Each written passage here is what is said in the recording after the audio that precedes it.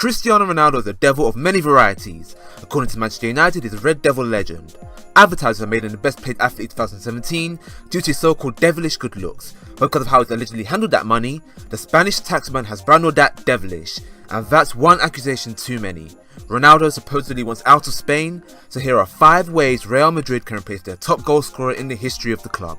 Number 5, they don't replace him. So, we start off this list with the most unlikely of scenarios, but one that might be worth exploring. Last season Ronaldo scored 25 goals in La Liga, which whilst that made him the top goal scorer, overall that amounted for a small portion of Real's total of 106 goals, and that is a part of an overall trend which confirms, if albeit very slowly, Ronaldo is declining. This was most apparent towards the end of the season where Zidane rested Ronaldo on multiple occasions, most famously against Granada, forcing Tony Adams into a false sense of security before getting his arse handed to 4-0 with all goals coming in the first half. I'd guesstimate that for 90% of the games Real Madrid play in a season, Ronaldo isn't really needed. His true worth, at least in recent seasons anyway, has been in the Champions League knockout stages where he decides extremely tight contests. However, there's no reason to believe that Real cannot replicate that within their current squad. Enter Isco and Morata. Both are right now rotational players at best, but Isco would be a starter for any other club in the world, whilst Morata is arguably better than Benzema. In fact, I'd argue the only reason Benzema starts is because he holds up the ball brilliantly and creates space for Ronaldo to move into from the left hand side. His skill against Atletico Madrid a prime example, except, well, Isco scored, but you get what I mean. However, you could replace what he does with the playmaking skills of Isco, leaving a centre forward spot open for Morata. It's a big responsibility, but considering the amount he scored from the bench, as long as everything is funneled towards him, he could hit some prolific numbers. Such a move would allow Gareth Bale to finally step out of Ronaldo's shadow and become the main man. With Benzema, Asensio and Lucas Vazquez on the bench, Zidane will not be short of attacking options to pick from.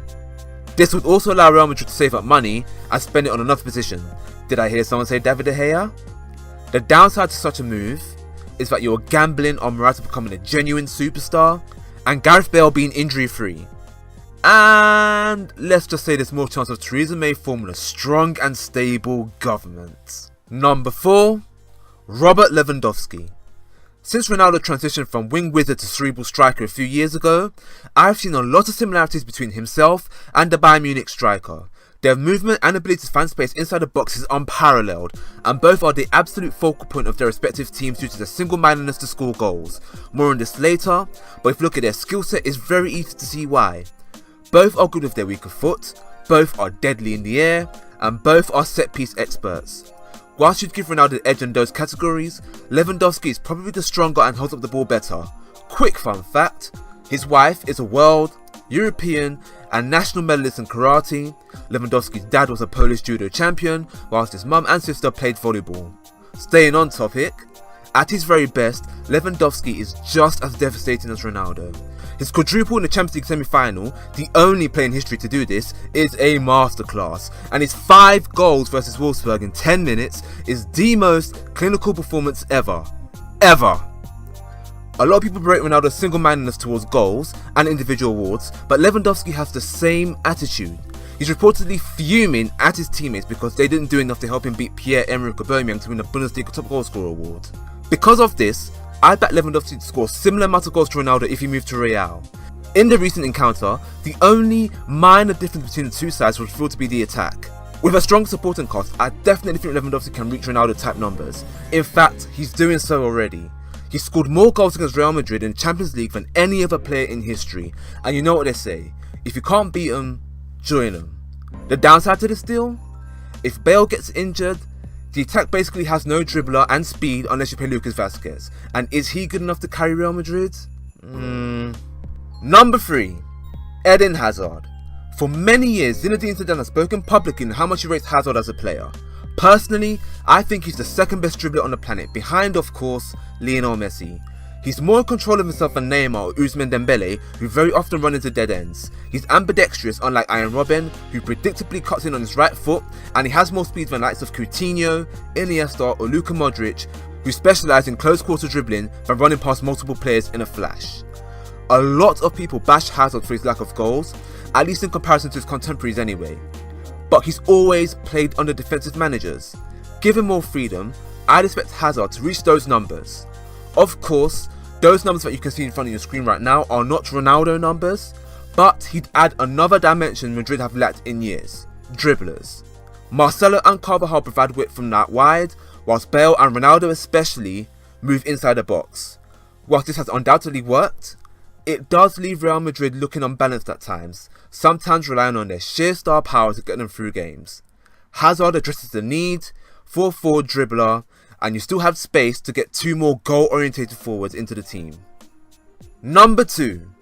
Ousmane Dembele. I'll keep this one nice and short. Everything said about Hazard is true for Dembele.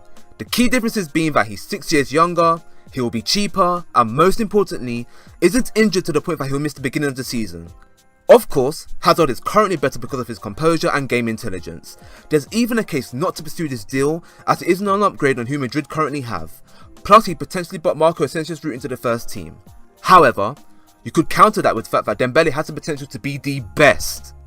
And his style is so reminiscent of Cristiano Ronaldo's early style, and whilst it's unlikely that Dembele will ever transform his game the way Ronaldo did, he doesn't have to.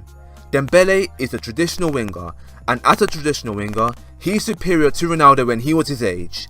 And there's no reason to suggest that Dembele won't keep on improving. He's a future Ballon d'Or winner, meaning he's a future Real Madrid target. Why not buy him now and save yourself a few bob? And my number 1 pick goes to, drumroll please, Kylian Mbappe. If Cristiano Ronaldo were to leave Real Madrid this summer, the most sensible move to make would be to sign Mbappe. Aside from Robert Lewandowski, he's the only other player on this list to virtually score 1 goal per game like his proposed predecessor, and like no one else on this list, Mbappe provides the same level of tactical flexibility as Ronaldo. Equally at home on the wing as he is as a centre forward, his game bears much resemblance to Ronaldo, as they both rely on athleticism and movement to create havoc. There are some key differences. Mbappe struggles to anticipate when to break the offside trap, and doesn't have Ronaldo's single-mindedness towards goal. In the latter sense, he's more measured in a manner comparable to a certain Thierry Henry, but he doesn't yet have Henry's eye for creating chances. Of course, that will come as he matures as a player, but Zidane would be the best manager to bring that out of him, considering that he currently manages Ronaldo, and he's played with Henry for the entirety of his career. Overall, Mbappe will allow Real Madrid to continue playing in the current setup which has brought them so much success in the past 4 seasons. Already, Mbappe has been billed as the next big thing.